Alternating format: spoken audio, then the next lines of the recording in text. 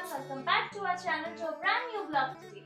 তো চলো আজকে তোমাদের সাথে আমি একটা আমার পেটেন্ট রান্না শেয়ার করছি যেটা আমি বাড়িতে প্রচুরবার করেছি কিন্তু তোমাদের সাথে কোনোদিনও শেয়ার করা হয়নি। তো আমি কি বানাতে চলেছি সেটা জানতে হলে আমার এই ব্লগটাকে শেষ অবধি দেখতে থাকো। আমি এখানে তেল গরম করে নিয়েছি আর তার মধ্যে দিয়ে দিচ্ছি একটু দারচিনি,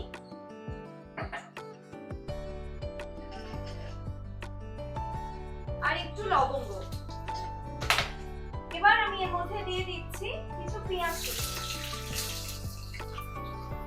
পেঁয়াজটা হালকা করে ভাজা হয়ে গেছে, একটা পিঙ্কিশ কালার এসে গেছে। এরপর আমি এর মধ্যে দিয়ে দিচ্ছি আদা, রসুন আর কাঁচা লঙ্কা বাটা।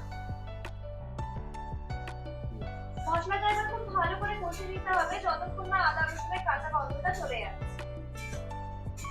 আদা রসুনটা ভালো করে কষানোর পর এবার দিয়ে দিচ্ছি এর মধ্যে কিছু টমেটো কুচি।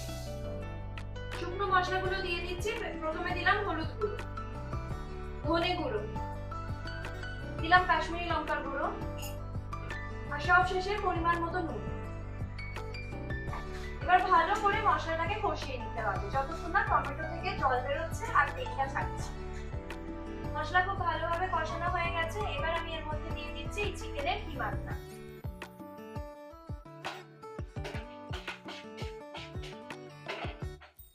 চিকেনের কিমাটার সাথে মশলাটাকে ভালোভাবে কষিয়ে নেবো যাতে মাংসটা একদম সিদ্ধ হয়ে যায়। এবার এর মধ্যে একটুখানি দই গোলা জল দিয়ে দেবো। চিকেনটা যতক্ষণ না সিদ্ধ হচ্ছে একটু কভার করে এটাকে রেখে দেবো। চিকেনটা ভালো করে সিদ্ধ হয়ে গেছে। এবার আমি এর মধ্যে দিয়ে দিচ্ছি কাজু আর লঙ্কা বাটা। একটা ছোট্ট টিপস দেবো, কাজু বাটাটা একদম আগে অ্যাড করবে না, কারণ কাজু দিলে জিনিসটা কড়াতে খুব আটকাতে থাকে। তাই জন্য কাজুটা একদম চিকেনটা সেদ্ধ হয়ে গেলেই তার মধ্যে দেবো। এবার আমি এর মধ্যে দিয়ে দিলাম টক দই।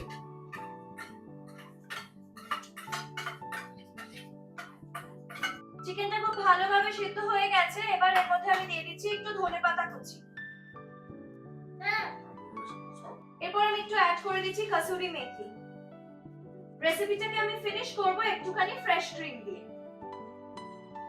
বাস খুব সহজেই রেডি হয়ে গেল চিকেন ভর্তা। আমার যদি এই রেসিপিটা তোমাদের ভালো লেগে থাকে তাহলে কিন্তু কমেন্ট করে অবশ্যই জানাবে। আর ভবিষ্যতে আরো এরকম ভিডিও দেখতে চাইলে চ্যানেলটাকে লাইক ও সাবস্ক্রাইব করে দেবে।